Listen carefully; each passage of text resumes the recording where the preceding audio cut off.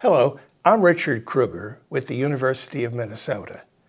This session is What is a focus group? Now, the word focus group has been used in a variety of ways, some correctly and some incorrectly. There is no universal definition. Today, we're going to talk about the way it was defined by the people who began the concept, Robert Merton, back in the 1940s. And what we're going to suggest is that there's 5 important characteristics to a focus group. And we're going to be talking about these one at a time. A focus group, first, is a small group of people. The number in the focus group is important. Too few, and you won't have a range of comments. Too many, and what you end up is with trivial kinds of comments that are very difficult to analyze. A focus group is also a series of groups. We suggest 3 to 4 groups for each category of people in which you're doing these groups. And you need the 3 or 4 groups in order to see a pattern. And these people also are invited. This is not an open meeting. It's not open for anyone who's interested. It is a specific group of people who have a certain set of characteristics. We're going to be talking more about that in just a moment. These characteristics that people have, a critical one is that they have something in common.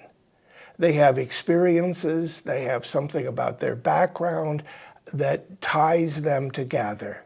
They also are what we call information rich.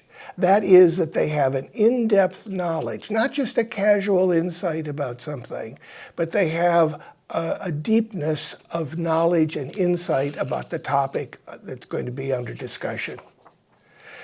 The results that you get will be in words, concepts, qualitative data.